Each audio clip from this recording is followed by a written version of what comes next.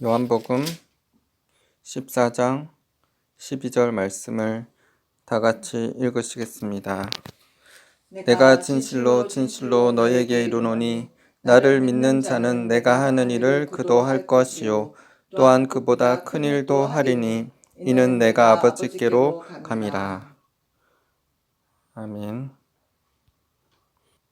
오늘은 하나님의 영광 안에 사는 법이라는 제목으로 말씀 나누겠습니다. 요한복음 14장 12절에서 예수님께서는 나를 믿는 자는 내가 하는 일을 그도 할 것이요 또한 그보다 큰 일도 하리라 라고 하셨습니다.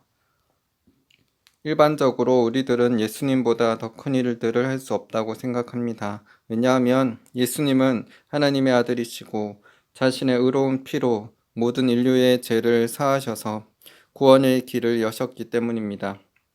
물론 모든 인류를 사하기 위해서는 죄 없으신 예수님의 보혈로만 가능합니다. 사도행전 4장 12절에 말씀하신 것처럼 예수님 외에 구원받을 만한 다른 이름이 없기 때문입니다. 기적적인 측면에서도 예수님은 사람이 할 수 없는 수많은 기적들을 행하셨습니다. 떡 5개와 물고기 2마리로 5,000명을 먹이시고 무리를 걸으시고 바람과 바다를 잔잔케 하셨으며 귀신을 쫓아내시고 병든 자를 고치시며 죽은 자들을 살리시는 등 수많은 놀라운 기적과 이사를 행하셨습니다.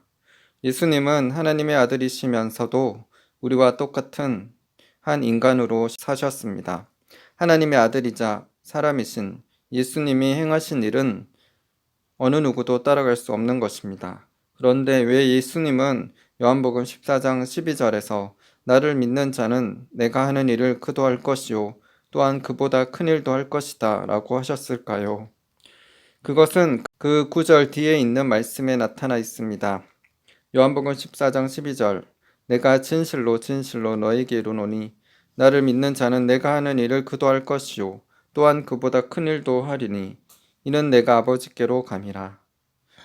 우리가 예수님이 하신 일을 하고 예수님이 하신 일보다 더 큰 일을 할 수 있는 것은 예수님께서 하나님 아버지께로 가셨기 때문입니다. 예수님께서 모든 인류의 죄를 대신해서 십자가에 못 박혀 돌아가시고 3일 만에 다시 살아나셨습니다.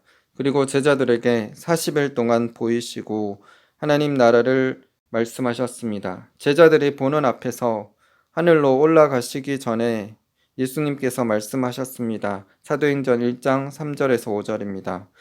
그가 고난 받으신 후에 또한 그들에게 확실한 많은 증거로 친히 살아계심을 나타내사 40일 동안 그들에게 보이시며 하나님 나라의 일을 말씀하시니라. 사도와 함께 모이사 그들에게 분부하여 이르시되 예루살렘을 떠나지 말고 내게서 들은 바 아버지께서 약속하신 것을 기다리라. 요한은 물로 세례를 베풀었으나 너희는 몇 날이 못되어 성령으로 세례를 받으리라 하셨느니라. 이 예수님의 약속대로 예루살렘 마가 요한 다락방에 모인 120명의 제자들에게 성령님께서 임하셨습니다. 사도행전 1장 8절 오직 성령이 너에게 임하시면 너희가 권능을 받고 예루살렘과 온 유대와 사마리아와 땅끝까지 이르러 내 증인이 되리라 하시니라. 120명의 제자들은 성령님의 권능을 받았습니다. 그들은 성령님의 권능을 받아 땅끝까지 복음을 전파하여 예수님의 증인이 되었습니다. 예수님의 12 제자들은 겟세마네 동산에서 예수님이 로마 군경들에게 붙잡혔을 때 모두 예수님을 떠나갔습니다. 예수님의 수제자 베드로는 사람들 앞에서 3번이나 예수님을 모른다고 부인했었습니다. 그러나 예수님께서 말씀하신 대로 3일 만에 부활하시어 베드로를 찾아오셔서 내가 나를 사랑하느냐 라고 3번 물으셨습니다.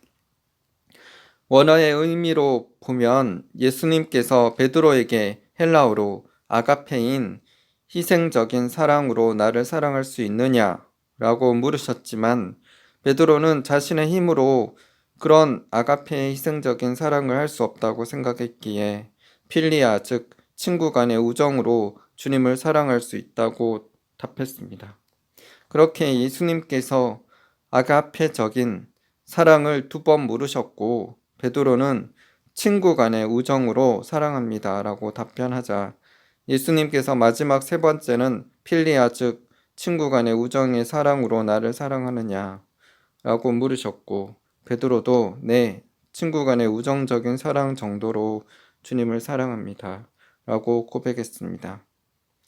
베드로는 예수님께서 잡히셨을 때 도망갔었고 예수님을 3번이나 사람들 앞에서 모른다고 부인했던 자신의 연약함을 알기에 자기 생명까지 바치는 희생적인 사랑을 주님께 드릴 수 없음을 인정하고 우정적인 친구의 사랑 정도밖에 주님을 사랑할 수 없다고 솔직히 대답했습니다.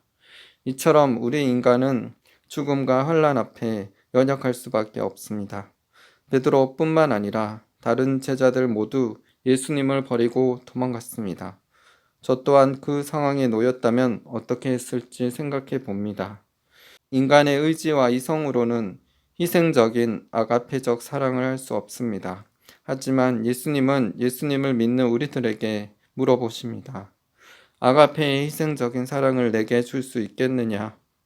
그 대답에 진정 네 라고 할 수 있는 사람이 얼마나 되겠습니까? 그저 말로는 그렇게 희생적인 사랑을 할 수 있다고 해도 정작 자신의 목숨이 위태롭거나 자신을 희생해야 할 때도 예수님을 끝까지 사랑하며 예수님 위해 목숨을 버릴 수 있을지 자신을 돌아봐야 할 것입니다. 그런데 예수님께서 부활하신 것을 보고 성령을 경험했던 제자들은 강하고 담대하게 복음을 전했고 기적과 능력이 그들의 삶 가운데 나타났습니다. 그들은 땅끝까지 복음을 전하며 핍박에도 굴하지 않았습니다. 그들은 확신과 담대함과 기쁨에 차 있었고 주님을 위하여 핍박받는 것에 오히려 기뻐했습니다. 사도행전 4장 18절에서 20절 그들을 불러 경고하여 도무지 예수의 이름으로 말하지도 말고 가르치지도 말라 하니 베드로와 요한이 대답하여 이르되 하나님 앞에서 너희의 말을 듣는 것이 하나님의 말씀을 듣는 것보다 옳은가 판단하라. 우리는 보고 들은 것을 말하지 아니할 수 없다 하니 사도행전 4장 29절에서 31절 주여 이제도 그들의 위협함을 굽어보시옵고 또 종들로 하여금 담대히 하나님의 말씀을 전하게 하여 주시오며 손을 내밀어 병을 낫게 하시옵고 표적과 기사가 거룩한 종 예수의 이름으로 이루어지게 하옵소서 하더라. 빌기를 다음에 모인 곳이 진동하더니 무리가 다 성령이 충만하여 담대히 하나님의 말씀을 전하니라. 사도행전 5장 40절에서 42절 그들이 옳게 여겨 사도들을 불려들어 채찍질하며 예수의 이름으로 말하는 것을 금하고 놓으니 사도들은 그 이름을 위하여 능욕받는 일에 합당한 자로 여기심을 기뻐하면서 공의 앞을 떠나니라. 그들이 날마다 성전에 있든지 집에 있든지 예수는 그리스도라고 가르치기와 전도하기를 그치지 아니하니라. 어떻게 예수님을 버리고 도망갔던 제자들이 예수님의 부활을 경험하고 성령을 받은 후에 어떻게 핍박에도 굴하지 않고 담대하게 복음을 전하는 사람이 되었습니까? 그들은 그렇게 핍박 가운데 담대히 복음을 전한 후에 핍박자들에 의해 순교당했습니다. 그들은 진정 주님을 위해 목숨을 드렸고 주님의 증인이 되었습니다. 연약한 인간에 불과했던 예수님의 제자들이 죽음도 불사하는 용기와 담대함이 어디에서 나온 것일까요? 그것은 그들은 죽음까지도 이기신 예수님의 부활을 목도했고 오순절날 그들 속에 성령 하나님께서 임하셔서 함께 계셨기 때문입니다. 신약시대 이후로 성령이 사람 속에 내주하시게 되었습니다. 구약시대에는 왕 제사장 선지자들에게 성령의 기름 부음이 있었지만 일반 사람들에게는 성령이 그 속에 내주하시지 않았습니다. 하지만 예수님께서 십자가에 죽으시고 3일 만에 다시 살아나시어 하늘로 올라가신 후에 예수님을 믿는 신실한 자들에게 약속하신 성령을 부어주셨습니다. 곧 신실한 신자들 속에 하나님께서 함께 거하시게 되었습니다. 그 속에 하나님께서 계신 신자들은 강하며 죽음까지도 이길 수 있는 담대함과 주님의 아가페적인 사랑이 부어지게 됩니다. 아가서 8장 6절 너는 나를 도장같이 마음에 품고 도장같이 팔에 두라. 사랑은 죽음같이 강하고 질투는 수월같이 잔인하며 불길같이 일어나니 그 기세가 여호와의 불과 같으니라. 요한일서 4장 18절 사랑 안에 두려움이 없고 온전한 사랑이 두려움을 내쫓나니 두려움에는 형벌이 있음이라. 두려워하는 자는 사랑 앞에서 온전히 이루지 못하였느니라.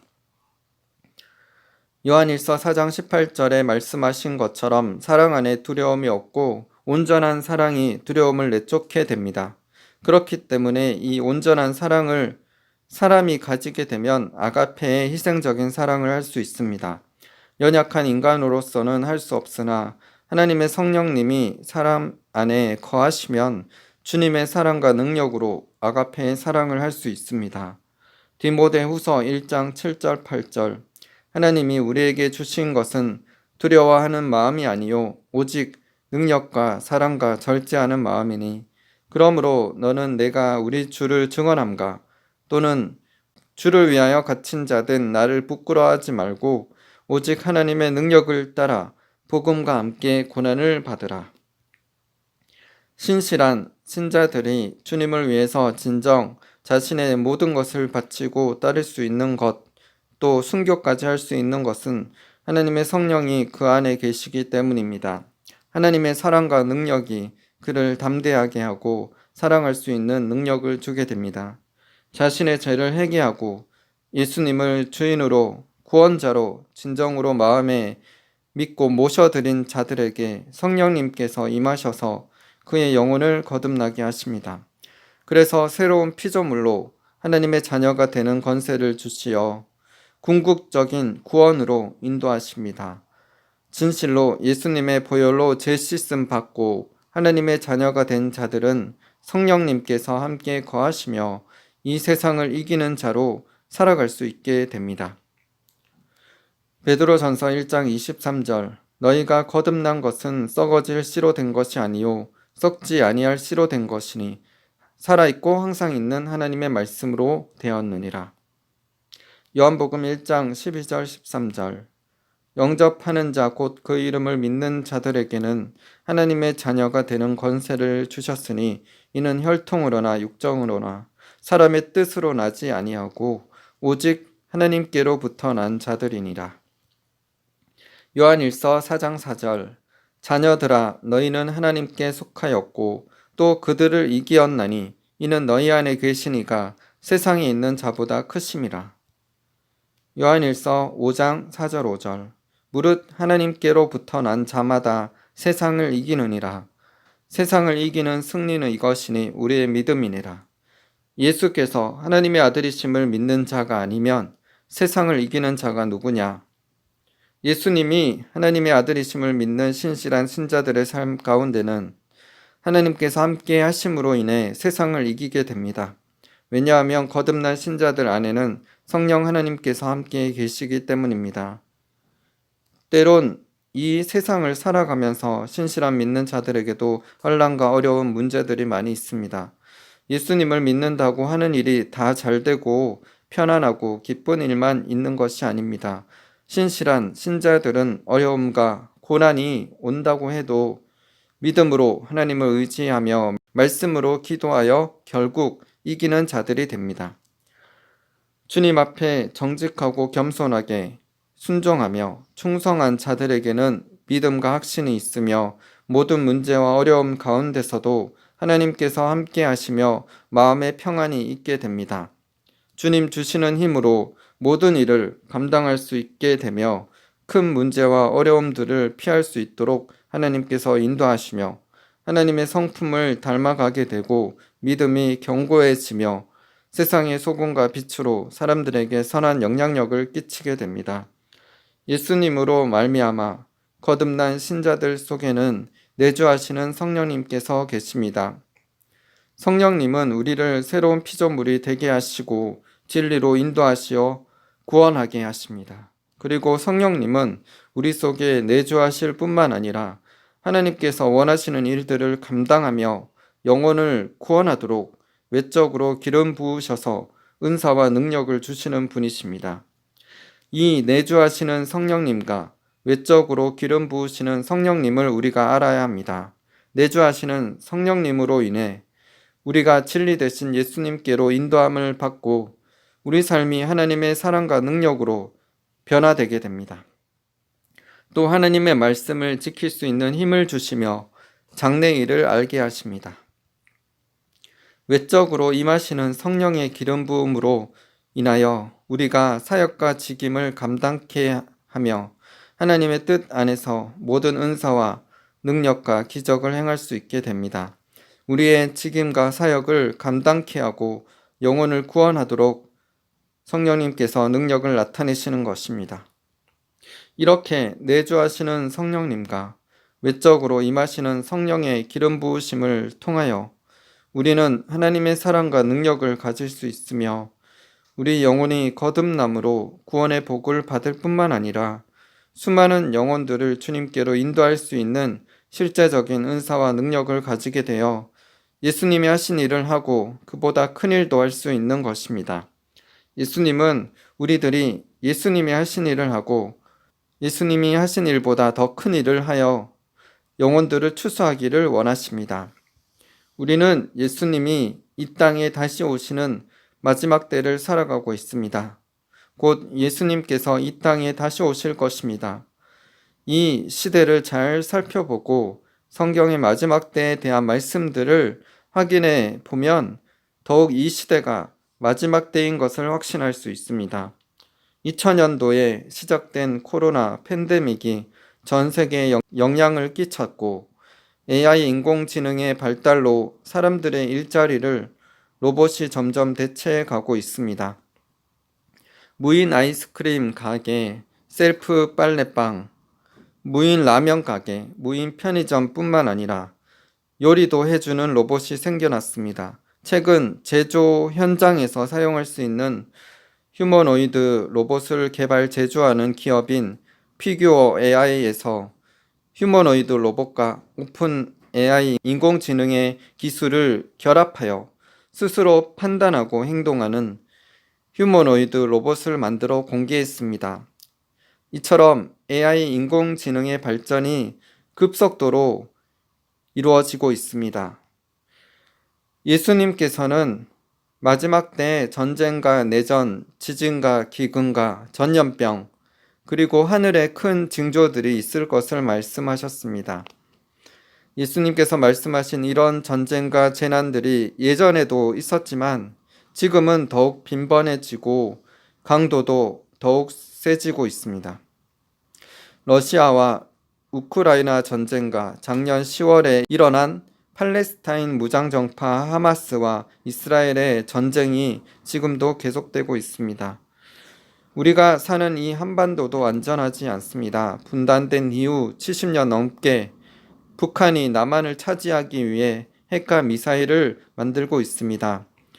남한에서도 주사파 세력들이 친북 좌파 사상을 젊은 학생들에게 가르치며 북한과 중국과 같은 공산국가 설립을 위해 노력하고 있습니다. 하지만 한국에서도 나라를 사랑하는 신실한 분들이 하나님께서 세우신 이 나라가 북한에 의해 적화 통일되지 않고 성서 통일, 평화 통일을 이룩하도록 불철주야 기도하고 계십니다. 작년 6월 6일 제가 안양 갈멜산 기도원에서 기도하고 있었습니다. 현충일이었던 그날 나라를 사랑하는 신자들이 전국에서 기도원으로 찾아왔고 기도원 본당이 가득 차고 다른 두 성전도 가득 채우며 나라를 위해 기도하시는 것을 보며 저는 깜짝 놀랐습니다. 나라를 위해 기도하시는 분들이 지금도 많이 계시고 이 나라에 소망이 있다는 것을 알게 되었습니다.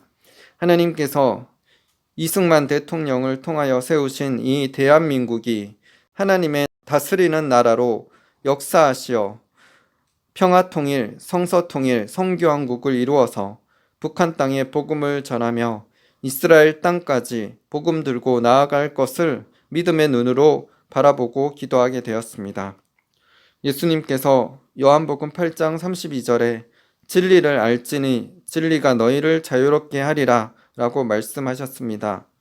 참된 진리가 한국 교계 안에 두루 퍼져서 먼저 각 목회자들이 깨어 일어나게 되기를 기도합니다.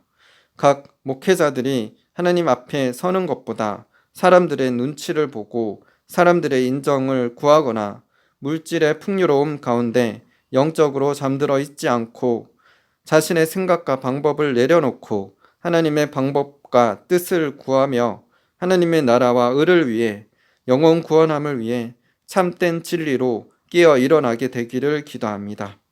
그래서 각 교회의 목회자들과 성도들이 진리로 각성되어 회개하고 기도함으로 자신의 가족과 교회, 지역과 도시, 나라와 열방을 살리는 소금과 빛의 사명을 잘 감당케 되기를 기도드립니다. 우리는 예수님이 오시는 이 마지막 때를 살아가고 있습니다. 수많은 전쟁과 기근과 재난의 소식들이 들려오지만 우리는 걱정하거나 염려하지 말고 우리의 삶을 인도하시는 하나님 앞에 겸손히 나아가 주님의 나라가 우리를 통해 이 땅에 이루어지도록 기도해야 하겠습니다.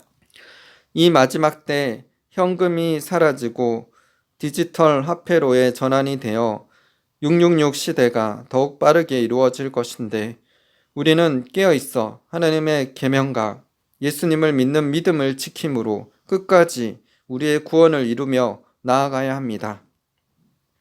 우리에게 앞으로 대환란만 남은 것이 아니라 대부흥도 앞두고 있습니다.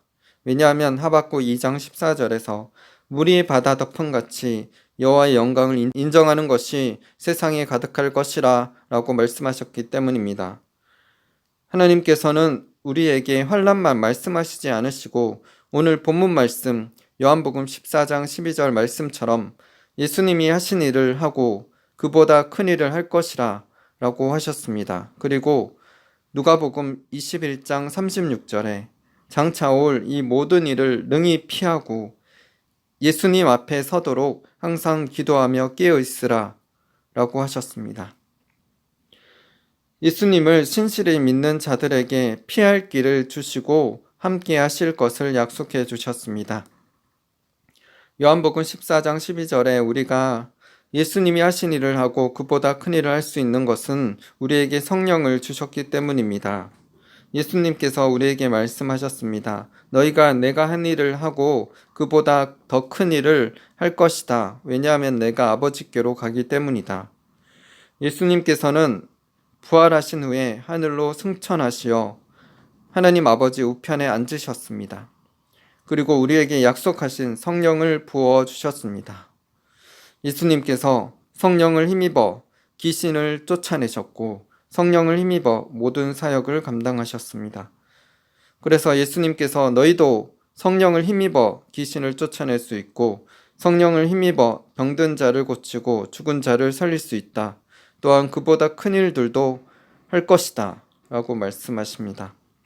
이 마지막 때 악한 세력들이 이전보다 더욱 초자연적인 이적들을 행하고 있으며 악이 더욱 세상을 덮어가고 있습니다.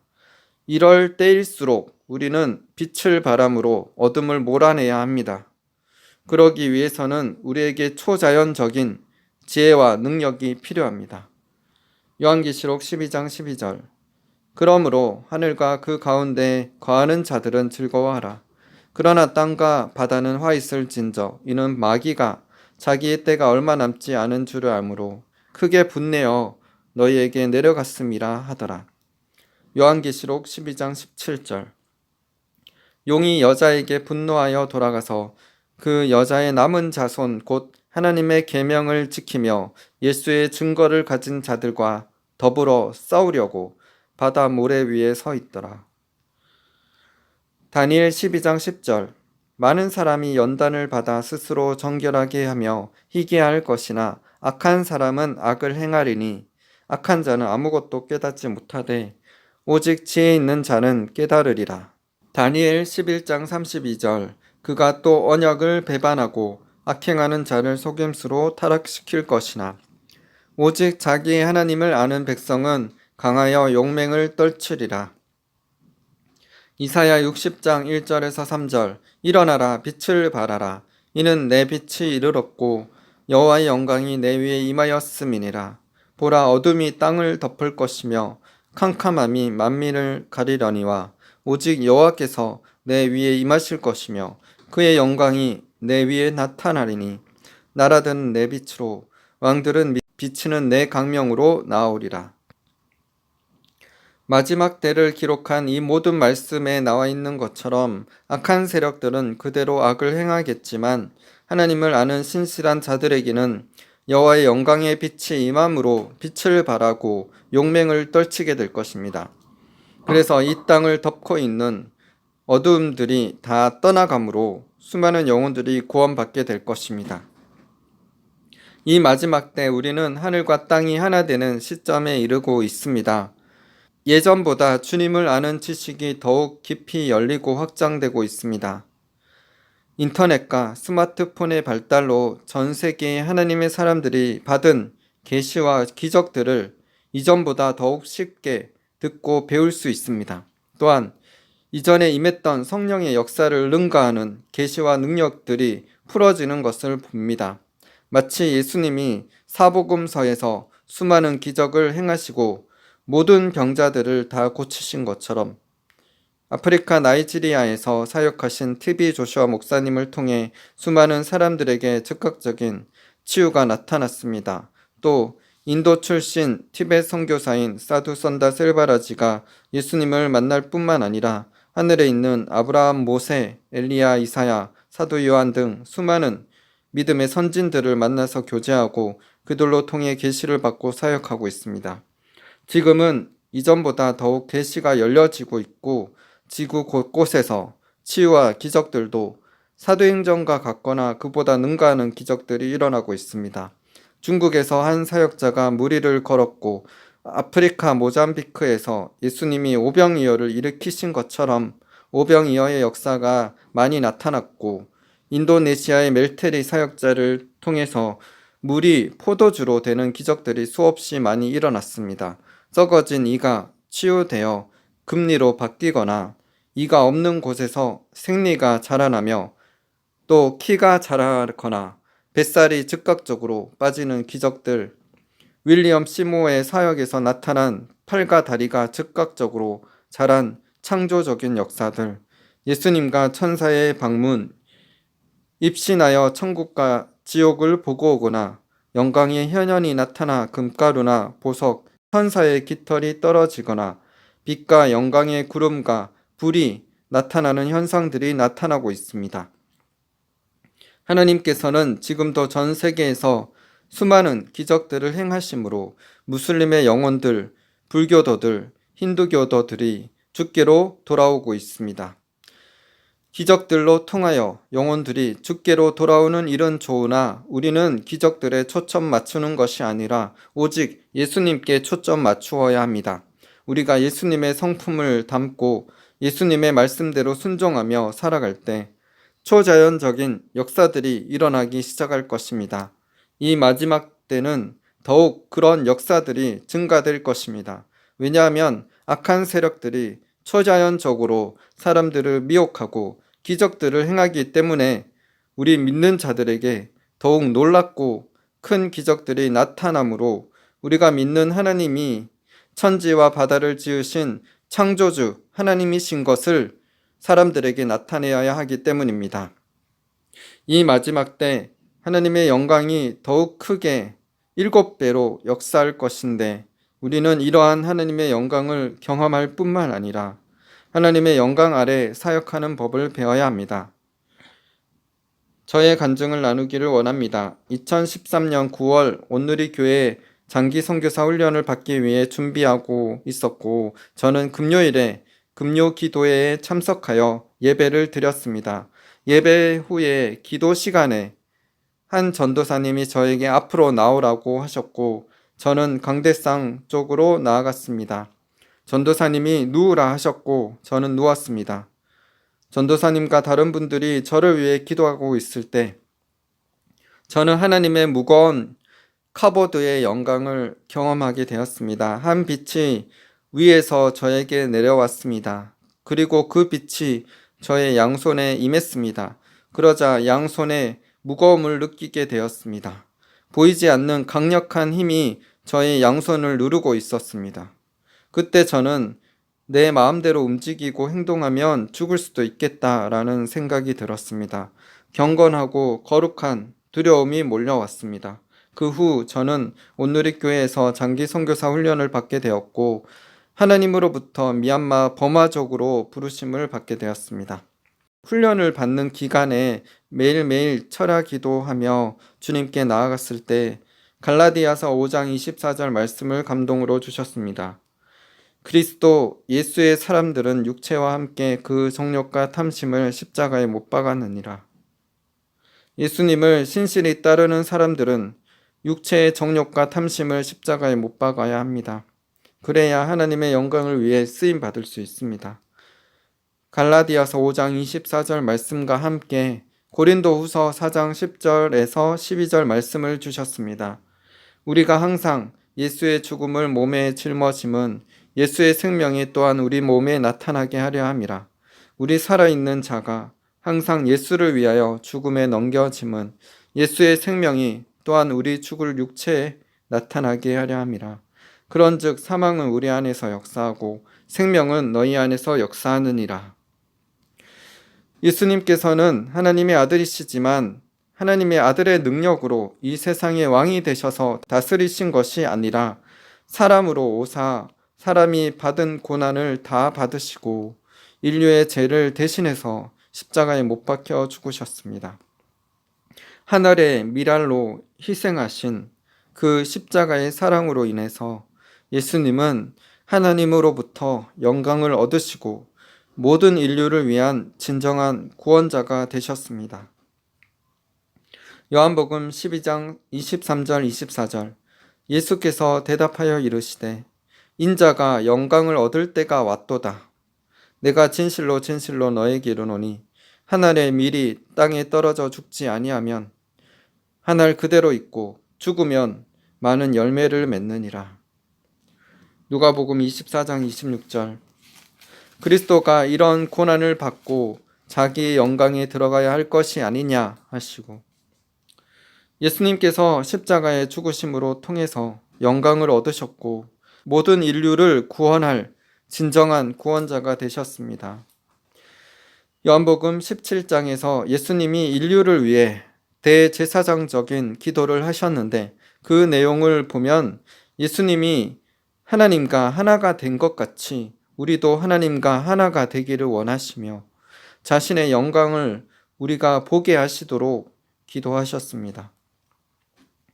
요한복음 17장 21절에서 24절 아버지여 아버지께서 내 안에 내가 아버지 안에 있는 것 같이 그들도 다 하나가 되어 우리 안에 있게 하사 세상으로 아버지께서 나를 보내신 것을 믿게 하옵소서.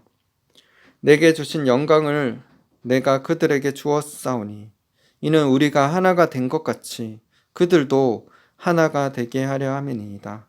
곧 내가 그들 안에 있고 아버지께서 내 안에 계시어 그들로 온전함을 이루어 하나가 되게 하려 함은 아버지께서 나를 보내신 것과 또 나를 사랑하심 같이 그들도 사랑하신 것을 세상으로 알게 하려 함이로소이다. 아버지여 내게 주신 자도 나 있는 곳에 나와 함께 있어 아버지께서 창세 전부터 나를 사랑하심으로 내게 주신 나의 영광을 그들로 보게 하시기를 원하옵나이다. 예수님은 우리가 하나님과 하나가 되기를, 하나님께서 우리를 사랑하신다는 것을 알게 되기를, 예수님이 가지셨던 영광을 우리가 보게 하시기를 하나님께 기도하셨습니다. 요한복음 1장 14절 말씀이 육신이 되어 우리 가운데 거하심에 우리가 그의 영광을 보니 아버지의 독생자의 영광이요 은혜와 진리가 충만하더라. 빌립보서 2장 5절에서 11절. 너희 안에 이 마음을 품으라. 곧 그리스도 예수의 마음이니 그는 근본 하나님의 본체시나 하나님과 동등됨을 취할 것으로 여기지 아니하시고 오히려 자기를 비워 종의 형체를 가지사 사람들과 같이 되셨고 사람의 모양으로 나타나사 자기를 낮추시고 죽기까지 복종하셨으니 곧 십자가에 죽으심이라. 이러므로 하나님이 그를 지극히 높여 모든 이름 위에 뛰어난 이름을 주사 하늘에 있는 자들과 땅에 있는 자들과 땅 아래에 있는 자들로 모든 무릎을 예수의 이름에 꿇게 하시고 모든 입으로 예수 그리스도를 주라 시인하여 하나님 아버지께 영광을 돌리게 하셨느니라. 진정한 겸손으로 자기를 비우시고 하나님의 뜻에 죽기까지 복종하신 예수님으로 통하여 우리가 죄-씻음 받고 천국 갈 수 있는 특권을 얻었습니다. 예수님은 십자가로 어둠과 사망의 건세를 깨트리시고 승리하셨고 영광을 얻으셨습니다. 모든 자들이 예수님의 이름 앞에 무릎을 꿇게 하시고 예수님의 이름으로 기도할 때 모든 것을 가능하게 하셨습니다. 2013년 제가 매일 철야하면서 하느님께서 주신 마음은 갈라디아서 5장 24절과 고린도후서 4장 10절에서 13절의 말씀처럼 내 육신의 정욕과 탐심이 온전히 십자가에 못 박힐 때 예수님의 영광과 생명이 나타나 다른 사람들을 살리게 하실 것이라는 것입니다. 저는 그 말씀을 묵상하면서 계속 기도했을 때 한 꿈을 꾸게 하셨습니다. 꿈에서 제가 십자가에 3번 못 박히게 되었습니다. 그리고 하늘에서부터 빛나고 밝은 빛이 저에게 내려왔습니다. 저는 여왕으로 변했고 보좌에 앉아 있었습니다. 그리고 수많은 사람들이 저에게 절을 했습니다. 그리고 사탄이 이게 무슨 일인가 의아해하며 털썩 주저앉아 있었습니다. 저는 이런 꿈을 꾸고 나서 이 꿈이 무엇인지 생각했습니다. 그리고 그날 같이 선교 훈련을 받는 한 형제님이 저를 불러서 저에게 성령으로 충만하게 하실 것이라고 말씀하셨고 우상이 많은 곳으로 보내실 것이라고 예언해 주었습니다. 그 말대로 저는 불교의 우상이 많은 미얀마로 하나님의 부르심을 받아 7년 가까이 미얀마 버마족 선교를 하게 되었습니다. 지금은 한국에 돌아와 있으며 지금도 미얀마에서 믿음으로 낳은 자녀와 국제 전화로 매주 예배 드리며 함께 미얀마를 위해 기도 드리며 선교를 이어가고 있습니다. 요한복음 16장 13절 14절. 그러나 진리의 성령이 오시면 그가 너희를 모든 진리 가운데로 인도하시리니 그가 스스로 말하지 않고 오직 들은 것을 말하며 장래 일을 너희에게 알리시리라. 그가 내 영광을 나타내니니 내 것을 가지고 너희에게 알리시겠습니다. 예수님이 어떻게 영광을 얻으셨는지와 사도 바울이 갈라디아에서 또 고린도 후서에서 기록한 것과 같이 또 하나님께서 저에게 주신 말씀들에서 알 수 있는 것처럼 우리의 자아가 죽고 십자가를 통과하여 우리의 생각과 뜻이 아니라 오직 예수님의 뜻과 계획에 우리의 삶을 드리고 순종하며 나아가는 십자가의 삶을 통하여 우리가 죽고 예수님이 살고 그리스도의 영광과 생명이 나타나 수많은 영혼들을 주님께로 인도하게 될 줄 믿습니다. 우리의 자아가 온전히 십자가에 죽고 예수님의 빛과 영광과 생명을 발산하며 예수님의 영광 아래 살아가는 법을 배워서 이제 곧 있을 대부흥과 대추수를 위해 수많은 영혼들을 추수하는 일에 저와 여러분들이 귀하게 쓰임받게 되기를 기도드립니다. 마지막으로 브루스 알렌이 쓴 일상에 임한 하나님의 영광 책에 나오는 내용을 나누겠습니다. 당신은 하나님의 말씀을 받고 그것을 믿고 그대로 따르겠는가? 하나님은 빛과 관련된 말씀을 그대로 믿고 행할 사람들을 찾으신다. 하나님은 빛이시다. 그 안에 어둠이 없다. 공생애 중 예수님께서 말씀하셨다. 나는 세상의 빛이다. 과거에도 그랬고 지금도 마찬가지이다. 주님은 이 세상의 빛이시다. 우리 안에 계신 세상의 빛. 그러므로 일어나라. 빛을 발하라. 당신 안에 거하시는 빛을 사람들에게 발하라. 엄밀히 말해 우리는 빛나는 존재들이다. 문자 그대로 우리에게서 빛이 발산된다.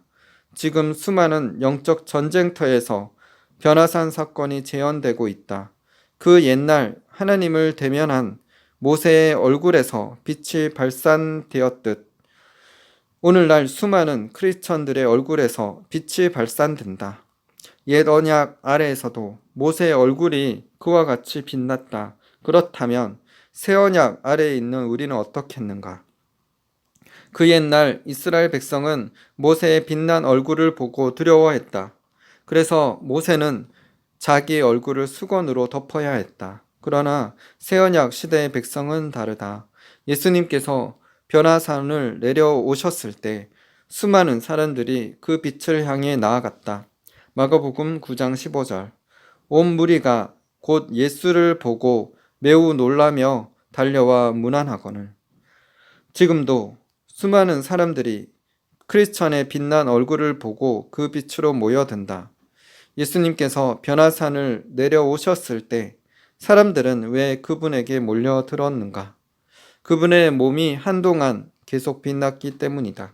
주님은 그 강체를 단숨에 없애지 않고 서서히 사라지게 하셨다. 그렇게 결정하신 것은 산 아래의 사람들을 위해서였다. 산 위에는 오직 세 사람, 베드로, 야고보, 요한 뿐이었다. 이들은 직접 경험했으므로 변화산 사건을 설명할 수 있었다. 그동안 제자들은 이 같은 표적을 구했다. 그리고 이를 보자마자 마지막 때의 표적임을 직감했다. 이를 가리켜 파루시아 또는 현현이라고 한다. 우리의 생명이신 그리스도께서 다시 오실 때 우리는 맑고 밝은 눈으로 그분을 볼 것이다. 그리고 우리 또한 예수님의 모습처럼 변화될 것이다. 지금은 성령의 은사나 체험을 넘어 거룩한 성품으로 나아갈 때이다. 당신이 영광의 주님과 정말 만났다면 그 체험이 진짜라면 당신은 그분의 형상으로 변화될 수밖에 없다. 은사도 마찬가지이다. 나는 당신이 어떤 은사를 얼마만큼 받았든지 조금도 관심이 없다. 만일 당신에게서 의와 거룩한 성품의 열매가 발견되지 않는다면 나는 조용히 당신에게서 떠날 것이다. 하나님의 말씀에만 집중하라. 은사를 따라가지 말고 예수님을 따르라. 예수님을 따르면 은사는 따라오게 되어 있다. 예수님을 따르면 표적과 이적, 놀라운 기적이 일어날 것이다. 나는 직접 불기둥을 체험해 보았다. 그래서 성경에 나오는 불기둥 이야기를 좋아한다. 하나님께서는 불기둥과 구름기둥으로 이스라엘 백성에게 자신을 나타내셨다. 전승에 의하면 셰키나 영광은 하나님의 임재를 금빛과 붉은빛으로 상징해 주었다고 한다. 셰키나는 성경에 등장하는 단어가 아니다. 이것은 그 옛날 구름기둥과 불기둥 체험을 설명하기 위해 랍비들이 고안한 표현이다. 셰키나의 어근은 샤켄인데 그 뜻은 함께 거하다이다. 셰키나 영광은 하나님과 친밀한 관계를 유지하는 사람에게 주어지는 은혜이다. 반면 구원받지 못한 육체에게 셰키나 영광이 나타날 경우 이것은 그야말로 재앙이다. 이스라엘이 3일간 이동한 거리를 따라잡는 데는 애굽의 마차로 2-3시간이면 충분했다. 그런데도 왜 애굽 군대는 이스라엘 백성에게 접근하지 못했는가? 무엇이 이들의 앞길을 가로막았던 것인가? 바로 불기둥이었다.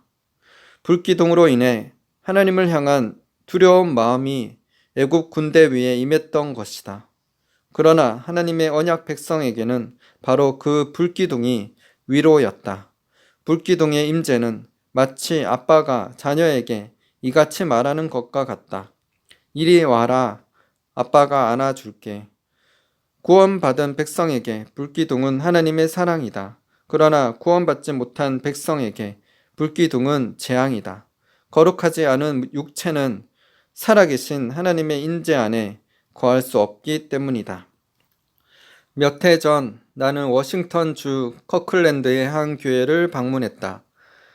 당시 그 교회에는 수개월간 놀라운 부흥이 이어지고 있었다. 어느 날 그 교회의 성도들이 내게 말씀을 전해달라고 요청해 왔다. 그 순간 내 마음은 하나님에 대한 두려움으로 가득 찼다.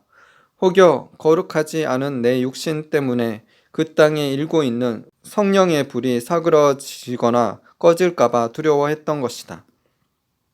나는 금식하며 기도하기 시작했다. 7일간 금식한 후 그곳으로 향했다. 그들의 예배는 매우 뜨거웠다. 찬양은 2~3시간 넘게 지속되었고 예배 전후로는 24시간 연속 중보 기도가 이어졌다. 집회 둘째 날 나는 예배에 깊이 빠져 있었다. 찬양 소리는 엄청났다. 그렇게 찬양하며 예배에 집중하고 있는데 제트 엔진이 불꽃을 내뿜는 듯 거대한 폭발음이 들렸다. 이게 무슨 일이지? 참고로 그 교회 근처에는 활주로도 공항도 없었다. 나는 무슨 일인지 확인하기 위해 눈을 떴다. 그리고 거기 단상 위에 불기둥이 선 것을 보았다. 나는 불기둥을 보았고 불꽃에 갱음도 들었다. 그렇게 한동안 넋이 나간 듯 멍하니 바라봐야만 했다. 당시 친구 2명이 나와 함께 그 교회를 방문하여 집회 내내 곁에 있어 주었는데 나는 불기둥을 보자마자 그들에게 말했다. 이봐 존, 단상 위로 올라가 봐. 조금 전까지만 해도 성도들이 단상 위에서 춤을 추며 찬양했는데 그곳이 불기둥이 임했을 즈음엔 모두 제자리로 돌아가 텅 비어 있었다. 존이 내게 물었다. 갑자기 왜? 나는 이렇게 답했다. 하나님이 거기에 계셔. 그래? 좋아. 존은 나의 제안대로 단상에 올라갔다. 그리고 올라서자마자 하나님의 임재로 인해 바닥에 쾅 하고 쓰러져 버렸다. 마치 곡식 자루가 패대기 쳐지듯이 말이다. 나는 로이에게도 말했다. 이봐 로이, 단상으로 올라가 봐. 거기에 하나님이 계셔. 그는 흥분을 감추지 못하고 빠른 걸음으로 단상에 올라섰다. 그리고 캉! 로이 역시 하나님의 임재로 인해 쓰러졌다. 순간 그 교회의 담임 목사님이 떠올랐다. 그리고 속으로 생각했다. 잘하면 오늘 밤엔 말씀을 안 전해도 될 것 같아. 담임 목사님이 나를 소개하려고 단상에 올라가셨다가 하나님의 임재에 압도되어 쓰러질 테니까. 그런데 담임 목사님이 내게 다가와 이렇게 말씀하시는 것 아닌가? 브루스 목사님, 오늘 밤엔 굳이 목사님을 소개해 드리지 않아도 될 것 같습니다. 그냥 바로 단상에 올라가서 말씀을 전해 주십시오. 단상에 서 있는 불기둥을 바라보니 또 그곳에 내가 올라서야 한다고 생각하니 덜컥 겁이 났다. 나는 하나님께 말씀드렸다. 하나님 전혀 재미있지 않아요. 이런 식으로 하나님께서는 어떻게 해야 내가 하나님의 영광 안에 설 수 있는지 가르쳐 주셨다. 지금도 하나님은 그 가르침을 이어가고 계신다. 하나님께서 말씀하셨다. 내 영과 그 육중한 카보드 안에 서는 법을 배우라. 내가 영광 안에 서는 법을 제대로 훈련받지 못하면 앞으로 효과적으로 사역할 수 없을 것이다. 영광 안에서 제대로 서지 못하면 어떠한 사역도 할 수 없는 그러한 때가 곧 온다. 시간이 없다. 영광 안에 서는 법을 배우라. 이전에도 나는 하나님의 영광 안에 서는 법을 연습하고 연습했다. 그러나 전에는 불기둥과 같은 영광을 겪어본 적이 없었다. 단상까지는 계단 4칸이 전부였다. 하지만 그 앞에 선이 한 칸도 제대로 딛고 올라갈 수 없을 것만 같았다. 나는 가까스로 단상에 올라섰다. 물론 어떻게 그 4개의 계단을 밟고 단상까지 올라갔는지 기억조차 나지 않는다. 다만 삶과 죽음 사이의 벼랑 끝에 매달린 느낌이었다. 그 느낌만은 지금까지 생생하게 기억한다.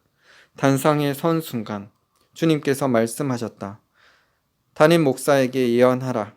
나는 단상에 서서 이같이 외쳤다. 목사님께 전할 말씀이 있습니다. 그러자 그는 자리에서 일어나 4개의 계단을 밟고 단상으로 올라왔다. 그가 내게 가까이 다가오려고 할 때 나는 즉시 그를 말렸다. 아니요, 거기 그 자리에 그대로 서 계십시오. 다가오지 마세요. 그리고 그에게 예언의 말씀을 전했다. 그 순간 마치 무언가가 그를 번쩍 들어 옮기는 것 같았다. 그의 몸은 단상 아래쪽 바닥에 내동댕이 쳐졌다. 이후 그날 밤의 집회가 어떻게 진행되었고 또 어떻게 마무리되었는지 나는 알지 못한다. 아무것도 기억나지 않기 때문이다. 이 사건이 내 삶을 변화시켰다. 여전히 내게는 거룩하지 않은 육신의 모습들이 있는데 하나님께서는 내게 자신의 거룩함을 나타내셨다. 주님께서 말씀하신다. 믿음의 은사가 너희 각 사람에게 임할 것이다. 전에는 믿음으로 사는 것이 힘들어 보였을지 모르나 이제는 그렇게 하는 것이 쉬워 보일 것이다. 오늘 밤 내 믿음이 커지리니 너는 성령 안에서 이루어질 일들과 하나님 나라 안에서 이루어질 놀라운 일들을 보게 될 것이다. 사람의 눈에 어리석어 보이는 것을 기꺼이 감수하라. 나는 내 앞에서 예언적 행동을 하는 사람들을 기뻐하노라. 그러한 사람들이 나를 기쁘게 하고 또 나를 복되게 하므로 나 또한 그들을 복되게 할 것이다. 이사야 30장 26절 여호와께서 자기 백성의 상처를 싸매시며 그들의 맞은 자리를 고치시는 날에는 달빛은 햇빛 같겠고 햇빛은 7배가 되어 7날의 빛과 같으리라. 학개 2장 9절 이 성전의 나중 영광이 이전 영광보다 크리라. 만군의 여호와의 말이니라. 내가 이곳에 평강을 주리라. 만군의 여호와의 말이니라. 이사야 40장 5절 여호와의 영광이 나타나고 모든 육체가 그것을 함께 보리라. 이는 여호와의 입이 말씀하셨느니라. 이사야 60장 1절에서 3절 일어나라 빛을 발하라. 이는 내 빛이 이르렀고 여호와의 영광이 내 위에 임하였음이니라. 보라 어둠이 땅을 덮을 것이며 캄캄함이 만민을 가리려니와 오직 여호와께서 내 위에 임하실 것이며 그의 영광이 내 위에 나타나리니 나라들은 내 빛으로 왕들은 비치는 내 강령으로 나오리라. 아멘. 기도하겠습니다. 하나님 아버지 감사합니다. 우리가 이 마지막 때를 살아가고 있습니다. 이 마지막 경주를 주님 주시는 지혜와 능력으로 마귀의 세력에 이기고 승리하기를 소망합니다. 그래서 수많은 영혼들을 추수하기를 소망합니다. 주님, 우리에게 하나님의 영광빛을 비춰 주시옵소서. 우리의 자아가 십자가에서 정욕과 탐심이 온전히 못 박히게 하여 주시옵소서. 우리의 육체의 정욕과 탐심이 온전히 십자가에 못 박힘으로 통하여서 하나님의 영광과 생명과 능력이 사람들에게 나타남으로 통하여서 수많은 영혼들이 그 빛을 보고 주님께로 나아올 수 있도록 우리를 사용하여 주시옵소서. 주의 영광을 나타내게 하여 주시옵소서. 의의 나무로 서게 하여 주시옵소서. 한국교회를 주님 깨워 주시옵소서. 목회자들과 성도들이 일어나게 하여 주시옵소서. 이 시대에 주님의 말씀을 담대히 증거하는 각 목회자들이 되게 하여 주시고 또 교회 가운데 영적 부흥이 있게 하여 주시옵소서. 종교다원주의와 세속주의로 또 물질주의로 문들어가는 이 세대 속에서 주님 우리가 잠자지 않고 타협하지 않고 주님 앞에 참된 진리로 일어나서 담대히 하나님이 기뻐하는 말씀을 선포할 수 있도록 주님 담대함과 회개하는 심령을 부어주시옵소서. 그래서 주님 앞에 겸손히 나아가 하나님께서 원하시는 일들을 할 수 있도록 우리의 자아가 죽고 우리의 자아가 죽음으로 통하여서 그리스도의 생명이 나타나게 하여 주시옵소서. 주님, 한국 땅에 긍휼을 베풀어 주시어 이 나라가 공산화되지 않고 하나님의 통치, 하나님의 의를 바라게 하시고 빛을 발하는 나라가 되게 하여 주시옵소서. 그래서 성서 통일, 평화 통일, 성교 왕국을 이루어서 북한 땅에 복음을 전할 뿐만 아니라 이스라엘 땅까지 하나님의 대로가 열리게 하여 주시옵소서. 복음을 들고 땅끝까지 나아가는 한국교회가 되게 하여 주시옵소서. 주님의 심장을 한국교회에 부어 주시옵소서. 주님의 심장으로 영혼들을 살리며 하나님의 지혜와 능력으로 빛을 발할 하나님의 군대들이 이 땅 가운데 일어나게 하여 주시옵소서. 주님을 찬양드리며 감사드리며 예수님 이름으로 기도드립니다.